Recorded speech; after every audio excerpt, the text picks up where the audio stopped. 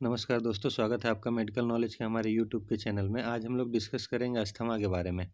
हम आपको अस्थमा के बारे में बताएँगे, उसका हम आपको एंड में पूरा मैनेजमेंट भी बताएँगे। इसमें देखिए दोस्तों, ये एक सिंड्रोम होता है जो कि एयर फ्लो का ऑब्स्ट्रक्शंस हो जाता है इसमें। ये जो एयर फ्लो का नर्विंग आप राइट साइड वाले पिक्चर में देख रहे हैं, लेफ्ट साइड वाला पिक्चर एकदम नॉर्मल है और राइट साइड वाला अफेक्टेड एरिया का पिक्चर है। उसमें आप देखिए, कोई भी अगर इसमें से एयर पास करेगा तो वो नर्विंग से पास होने की वजह से उसमें से व्हीजिंग साउंड आता है। और व्हीजिंग साउंड हम कभी भी पेशेंट को, अस्थमा के पेशेंट को जब भी अस्कल्टेट करते हैं चेस्ट, तो हम व्हीजिंग साउंड सुन पाते हैं। उसमें डिस्पनिया कॉज़ करेगा क्योंकि जो डिमांड है वो डिमांड से वो ले नहीं पाएगा ऑक्सीजन को नैरोइंग की वजह से। इसका जो पेशेंट होता है वो एटोपिक होता है, किसी न किसी एलर्जिक सेंसिटाइजेशन का शिकार होता है। उसमें देखिए हाउस डस्ट माइट आता है, डर्मेटोफेगोइड स्टेरिनिसेनस आता है। और जो अस्थमा है वो किसी भी एज में होने के चांसेस होते हैं, लेकिन ये जब भी होगा वो 3 साल के बाद उसका पीक आ जाता है। उस समय पेशेंट को बहुत ज़्यादा एक्ज़र्वेशन हो जाता है इस सिम्पटम्स को लेके अस्थमा को। आइए डिस्कस करते हैं रिस्क फैक्टर का और ट्रिगर्स के बारे में। रिस्क फैक्टर देखिए, अस्थमा एक हेटेरोजेनस डिजीज़ है, जिसमें जेनेटिक और एनवायरमेंटल दोनों फैक्टर मिला के ये कॉज़ होता है। इसमें देखिए, एटोपिक जो है वो asthma commonly suffer from other atopic disease like allergic rhinitis और एटोपिक फीचर लाइक एक्जिमा। कोई भी एलर्जिक राइनाइटिस हो उससे भी कॉज़ करेगा उसको अस्थमा को, क्योंकि वो और फिर हाउस डस्ट माइट भी बहुत एक इम्पोर्टेंट फैक्टर है। इसमें जेनेटिक में आता है दोस्तों कि पॉलीमॉर्फिज़म हो जाता है 5q क्रोमोसोम का। पॉलीमॉर्फिज़म का मतलब होता है बहुत सारा कॉपी डेवलप कर जाना। नोवेल जीन जो होता है, नोवेल का मतलब न्यू होता है। इसमें 3 जीन आते हैं, एडम3, डीपीपी10 और ओआरएमडीएल3। और इन्फेक्शन के कारण होता है दोस्तों, कॉमनली इसमें आते हैं rhinovirus, atypical bacteria like mycoplasma और क्लैमिडोफिला। क्लैमिडोफिला एक जो क्लैमिडिया है उसी के ग्रुप का ये है। इसको अभी रिसेंटली 2015 में कैरेक्टराइज़ किया गया था, अलग सेपरेट किया गया था। आइए दोस्तों, इसका डायग्नोसिस देखते हैं। डायग्नोसिस में सबसे पहले हम लोग लंग फंक्शन टेस्ट कराते हैं। लंग फंक्शन टेस्ट में स्पायरोमेट्री जब कराएँगे तो उसमें एफईवी1, एफईवी1 का मतलब होता है फोर्स एक्सपिरेटरी वॉल्यूम, और एक का ज़्यादा सिग्निफिकेंस नहीं है।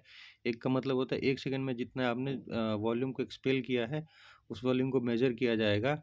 और एपीवी1 और एफईवीसी का जो रेशियो है वो 0.75 टू 85 होता है। एफईवीसी का मतलब होता है फोर्स्ड वाइटल कैपेसिटी। आप दोनों को जब मेजर करेंगे, इसका 0.75 टू 0.85 नॉर्मल रेशियो आना चाहिए, लाइक 70 टू 80%। अगर इससे कम होता है तो कोई अस्थमा या फिर सीओपीडी का वो पेशेंट, आप उसको कंफर्म कर सकते हैं। जो पीएफ होता है, पीएफ भी 80 टू 100% होना चाहिए दोस्तों।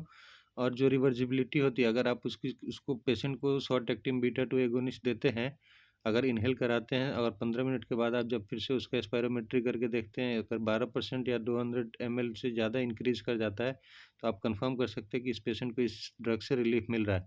तो अगर ड्रग से रिलीफ़ मिल रहा है तो उससे साबित होता है कि पेशेंट को प्रॉब्लम है, उसको सीओपीडी, अस्थमा होने के चांसेस हैं। देखिए दोस्तों, आईजीई का लेवल हम चेक करते हैं। आईजीई का सीरम में मतलब ब्लड लेके, वो सैंपल लेके हम उसको चेक करते हैं, या फिर स्पेसिफिक जो आईजीई है वो कोई एलर्जिन को इन्हेल कराने के बाद चेक करते हैं। इसका नॉर्मल रेशियो 150 से 300 के बीच में होना चाहिए दोस्तों। अगर इससे ज़्यादा होता है तो पेशेंट को किसी न किसी एलर्जी से वो चल रहा है। स्किन टेस्ट करते हैं। स्किन टेस्ट पॉजिटिव होता है अगर एलर्जिक अस्थमा होगा तो, और अगर इंट्रिंसिक होगा तो नेगेटिव होगा, क्योंकि जब भी बाहर से कोई पार्टिकल आएगा तो वो अगर स्किन के थ्रू आ रहा है तो मतलब वो स्किन में एलर्जी करेगा। आप इससे समझ सकते हैं इसको। एबीजी एनालिसिस करने पे हाइपोक्सीमिया मिलता है, ब्लड में ऑक्सीजन की कमी मिलती है, और हाइपोकार्बिया मिलता है, मतलब कार्बन डाइऑक्साइड भी कम रहेगा।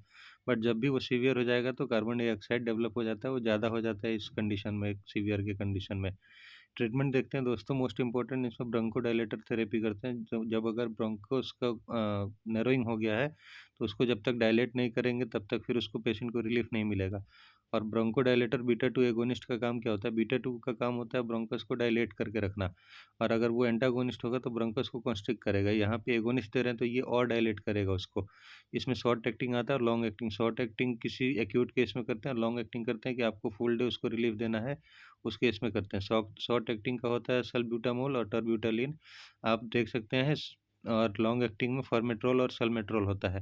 दोनों को शॉर्ट और लॉन्ग से याद कर सकते हैं। अगर एबीसीडी पढ़ते हैं तो सबसे पहले ए आता है, तो टी के बाद ए आया, और बाद में ई आता है, तो ई ज़्यादा दूर आएगा तो लॉन्ग एक्टिंग हो गया। तो सल्मेट्रोल और फॉर्मेट्रोल आप इसको याद कर सकते हैं, टी और टी ए।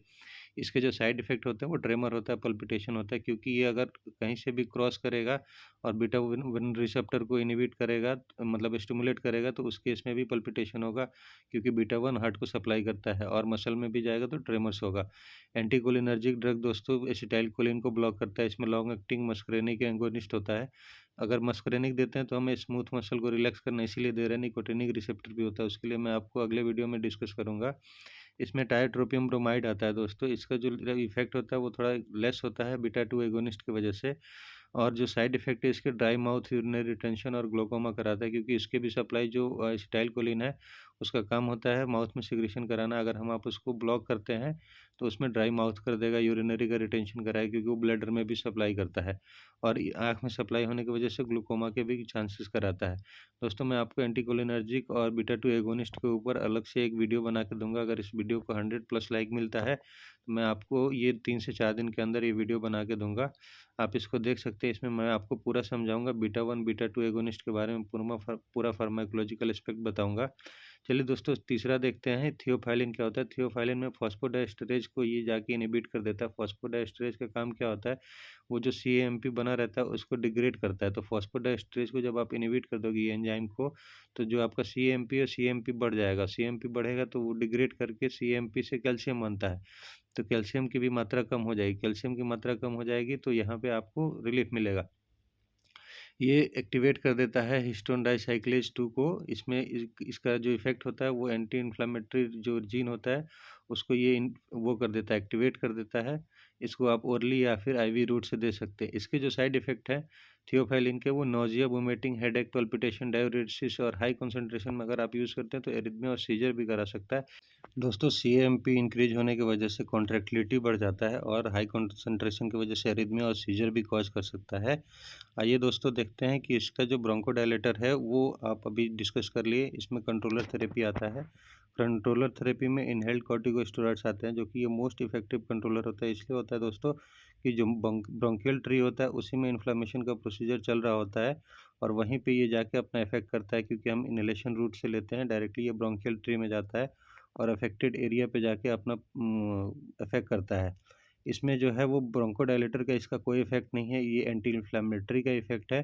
देख सकते हैं, they are not bronchodilator but they relief और prevent air flow obstruction by their anti inflammatory effect and decrease bronchial hyper responsiveness. जो इन्फ्लेमेशन से ब्रोंकियल हमारा हाइपर रेस्पॉन्सिव हो गया था उसको ये कम कर देता है, क्योंकि इन्फ्लेमेशन कम करेगा तो हाइपर रेस्पॉन्सिवनेस भी आपको कम हो जाएगी।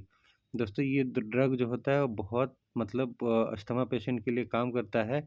उसको आप लाइफ टाइम देखते होंगे, कभी भी पेशेंट अपने साथ में एक इन्हेलर लेके चलता है जो कि इसी टाइप का होता है, क्योंकि ये मोस्ट इफेक्टिव टाइप है। अगर पेशेंट को कभी भी अटैक आता है वो उस पेशेंट इन्हेल कर सकता है, इन्हेल करेगा, उसको जैसे वो इन्हेल करता है तुरंत रिलीफ मिलेगा, क्योंकि इसका जो टाइम होता है वो ज़्यादा टाइम नहीं लगता है, कहीं से एब्जॉर्ब होकर जाना नहीं होता है, डायरेक्टली अपने वो साइट ऑफ एक्शन पे चला जाता है इन्हेलेशन के थ्रू।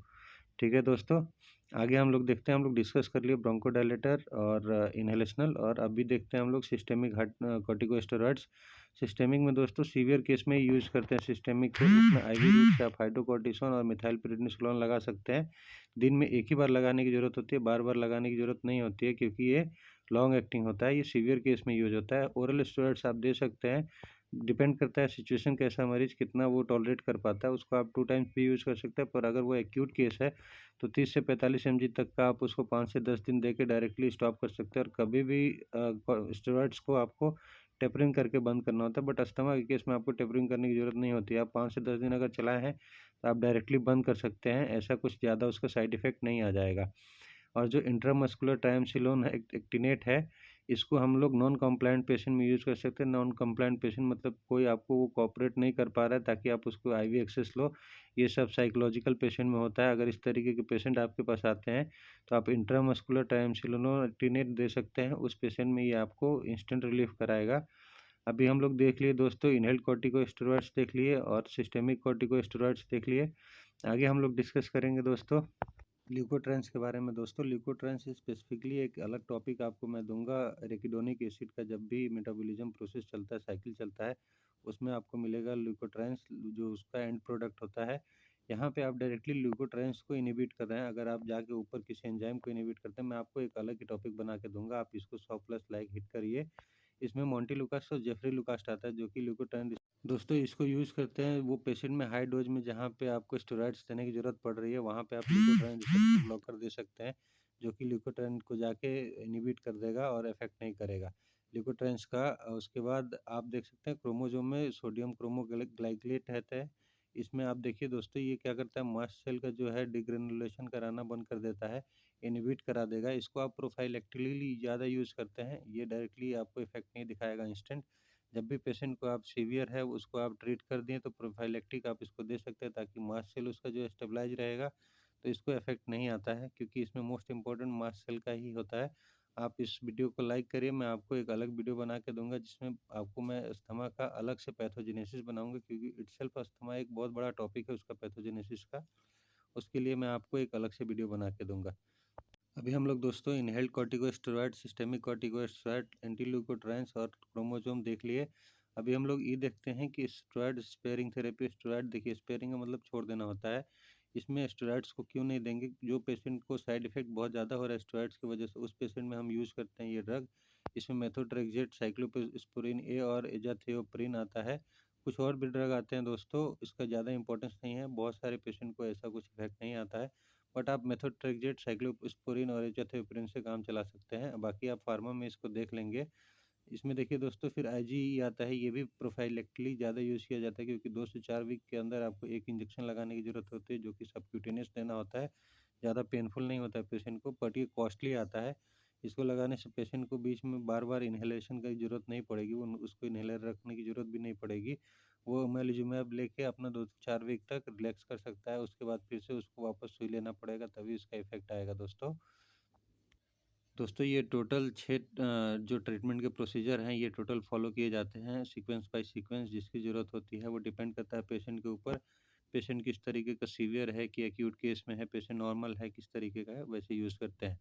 चलिए दोस्तों, कि सीवियर और क्रोनिक अस्थमा में हम क्या मैनेजमेंट का स्टेप लेते हैं। देखिए, सबसे पहले स्टेप 1 में हम प्रेफर करते हैं कि शॉर्ट एक्टिंग बीटा 2 एगोनिस्ट दे, जिसको पेशेंट को सिम्टम्स में रिलीफ मिल जाए। Short acting beta 2 agonist. और स्टेप 2 में हम प्रेफर करते हैं कि इन्हेलेशनल कॉर्टिकोस्टेरॉइड्स थे। इन्हेलेशनल कॉर्टिकोस्टेरॉइड्स में बुटासोनाइड्स था, और इसको दिन में आपको 2 बार यूज़ करना होता है, मॉर्निंग इवनिंग में आप 2 बार इसको करा सकते हैं। और जो तीसरा स्टेप है, अगर ये दोनों से नहीं कंट्रोल होता है, तब आप long acting beta 2 agonist use कर सकते हैं, जिसका सल्मेट्रोल फॉर्मेट्रोल था। और अब जो स्टेप 4 है, स्टेप 4 में अगर इससे भी नहीं कंट्रोल होता है, तो हाई डोज में आपको इनहेल्ड कॉर्टिकोस्टेरॉइड्स यूज़ करना है, और long acting beta 2 agonist use कर सकते हैं। इसका जो स्टेप 5 है दोस्तों, अगर इन सबसे भी नहीं कंट्रोल हुआ, तब आपको ओरल कॉर्टिकोस्टेरॉइड्स थेरेपी चलाना पड़ेगा, जिसमें आप दे सकते हैं पेशेंट को प्रेडनिसोलोन का डोज। और अब इसके साथ-साथ में आपको लॉन्ग एक्टिंग बीटा 2 एगोनिस्ट भी यूज़ करना है, और इनहेल्ड कॉर्टिकोस्टेरॉइड्स को भी आपको यूज़ करना है। दोस्तों ये टोटल रहा हमारा मैनेजमेंट का पार्ट। आपको मैंने 2-3 वीडियो बनाने के लिए प्रॉमिस किया। अगर इस तरीके से इस वीडियो को आप लोग शेयर करते हैं, लाइक करते हैं, सब्सक्राइब करते हैं, तो मैं आपको आने वाले समय में 2 से 4 दिन के अंदर में ही आपको एक अलग से वीडियो टॉपिक बना के दूँगा, जिसमें आपको एरेकिनोनिक एसिड का पाथवे मैं आपको समझाऊँगा। बीटा 2 एगोनिस्ट के बारे में हम लोग बात करेंगे, एंटीकोलिनर्जिक सिस्टम के बारे में बात करेंगे, और इसके बारे में बात करेंगे कि ये अस्थमा का जो पैथोजेनेसिस है, वो इटसेल्फ बहुत बड़ा टॉपिक है। उसके बारे में भी हम लोग बात करेंगे दोस्तों। तो